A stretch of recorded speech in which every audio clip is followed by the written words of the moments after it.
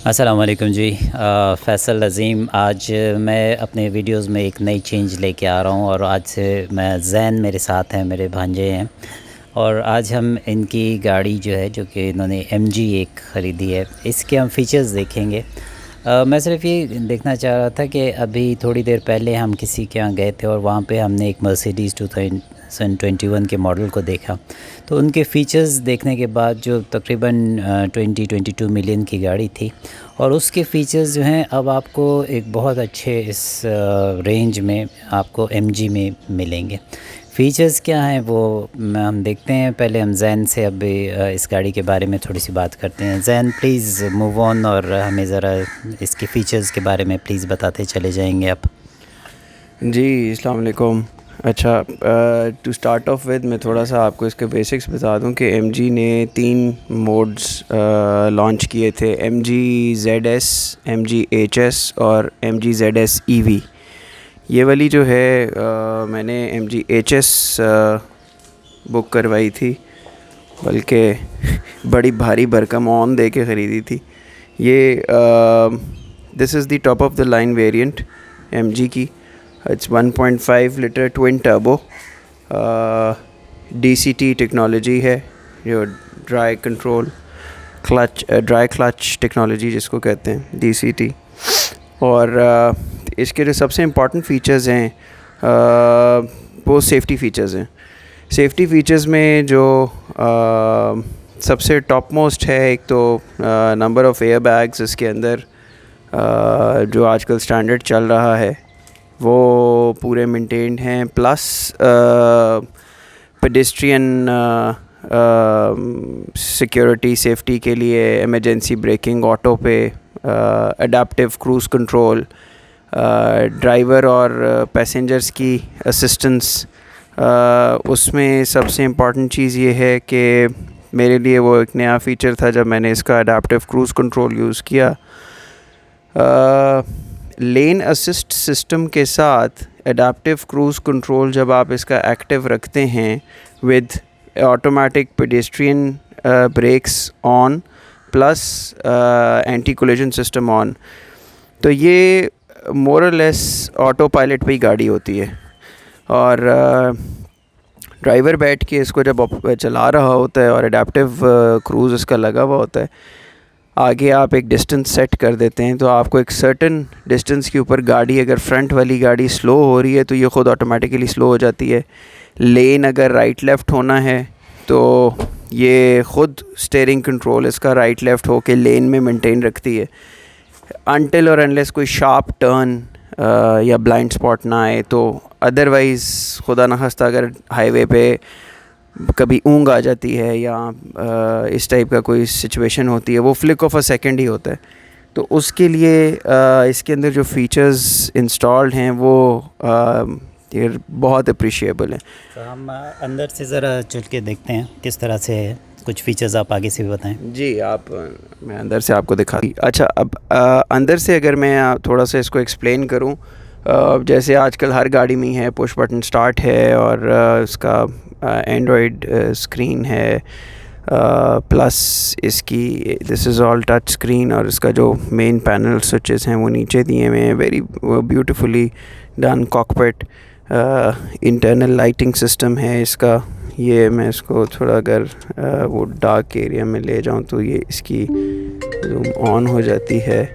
इसमें आप ये देखेंगे, ये जो इसकी कॉकपिट की लाइटिंग है इसमें 7 कलर्स हैं और ये वाली फ़ीचर जो हैं जिस तरह मर्सिडीज़ में अवेलेबल है कॉकपिट लाइटिंग की, रात में ये काफ़ी अच्छा एक फ़ीचर है। इसके कलर्स चेंज कर सकते हैं? कलर्स चेंज बिल्कुल हो सकते हैं। ये इसके डिफरेंट कलर मोड्स हैं। रेनबो कलर्स हैं कंप्लीट। इनको हम ग्रीन पे ले आए, ये चेंज हो गया। और इसी तरह ऑरेंज, येलो, डिफरेंट मोड्स में ये। अच्छा, ये जो कलर्स का ऑप्शन है ये और किसी गाड़ी में है अवेलेबल? ये क्रॉसओवर्स में और किसी में अवेलेबल नहीं है। क्रॉसओवर्स में इस वक्त टूसॉन है, स्पोर्टेज है अवेलेबल ऑप्शंस में, MG है प्लस टोयोटा की है, बट ये फ़ीचर आई थिंक जितना मुझे पता है वो सिर्फ MG में अवेलेबल है।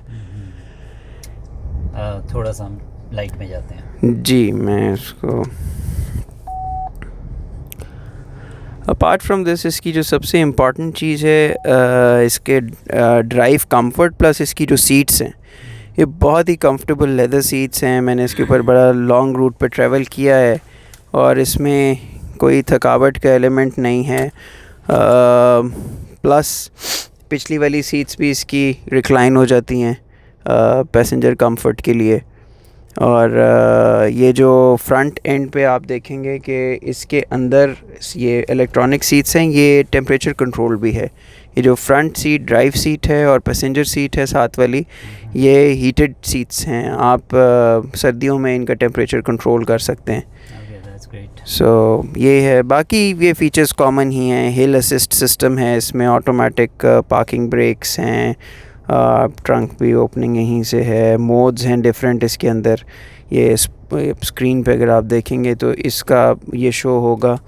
ये जैसे ही मैं मोड चेंज करता हूँ तो सामने वो स्पोर्ट मोड आ गया। और ये स्पोर्ट मोड के अलावा इसमें कस्टमाइज्ड मोड है, इको मोड है, नॉर्मल मोड है। मैं नॉर्मल मोड पे इसको चलाता हूँ। पैडल शिफ्टर्स हैं इसके अंदर।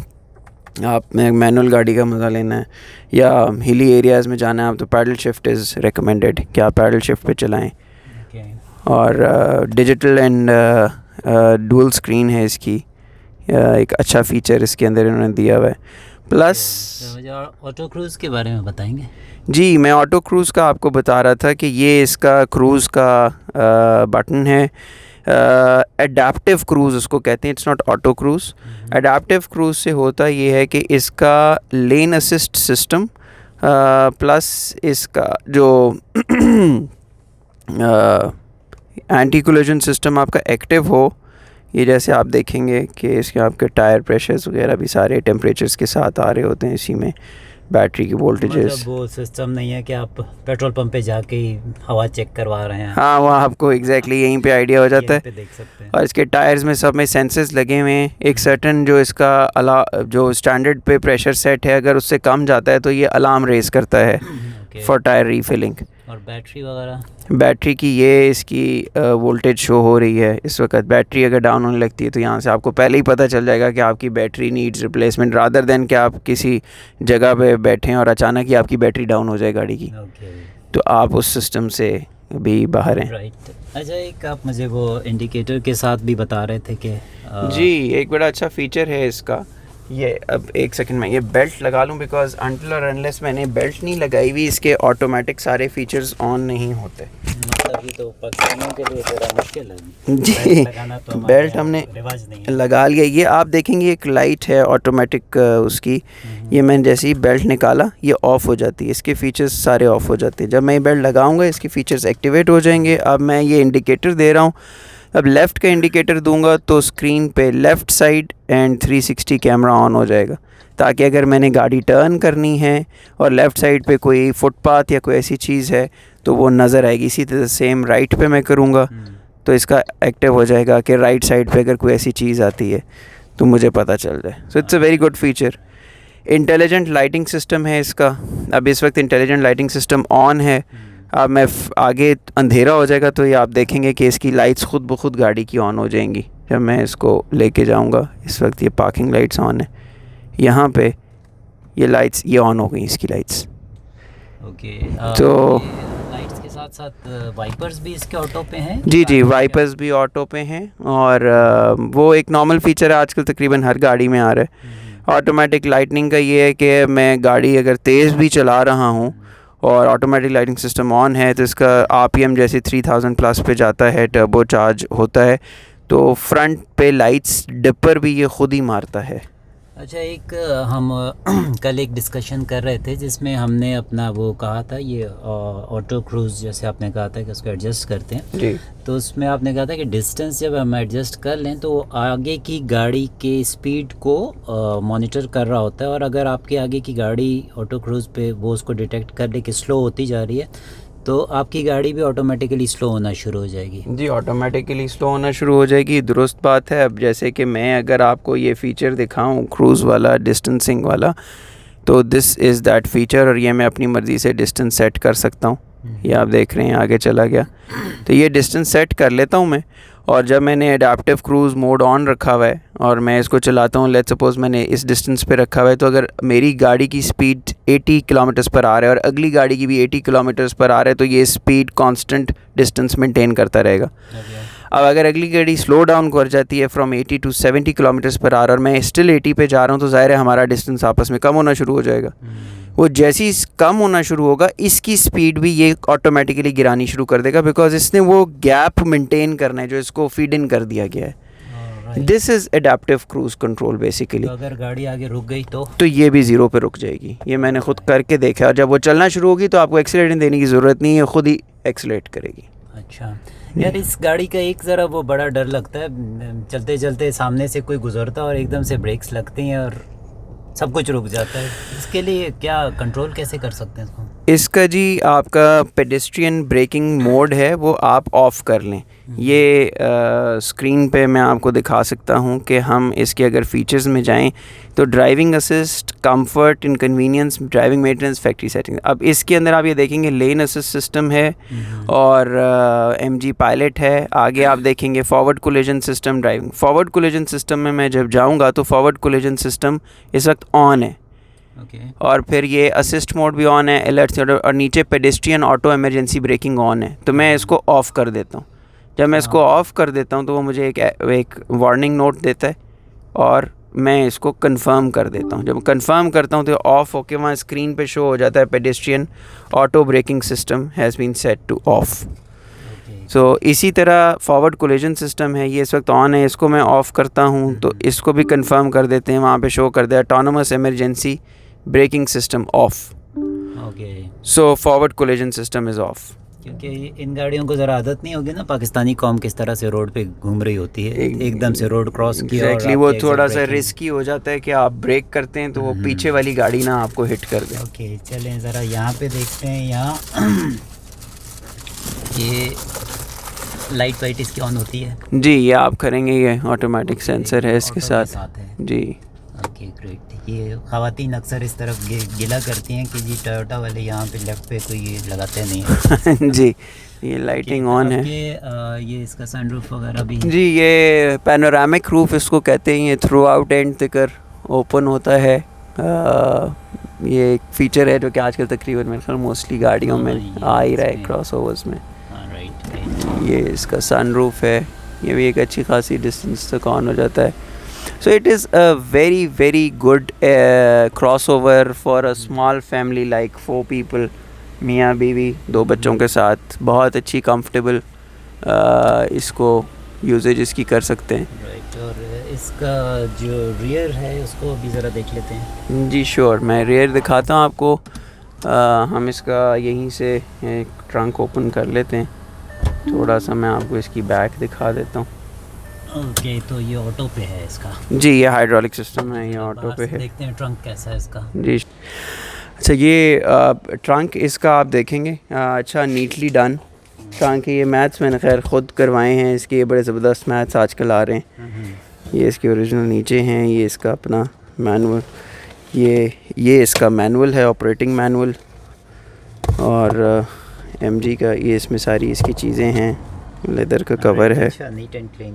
अच्छा इसमें जी, इसके नीचे फिर इसके सारा वो टायर्स एंड ऑल हैं, एवरीथिंग। तो दैट्स अबाउट इट। बाकी ये इसका वो कवर है, अपन करके बंद करना है ताकि, प्लस फिर ये सीट्स का भी ये ऑप्शन है, यहाँ से ये सीट आप खींच के इसको पीछे कर सकते हैं इंक्लाइन के लिए।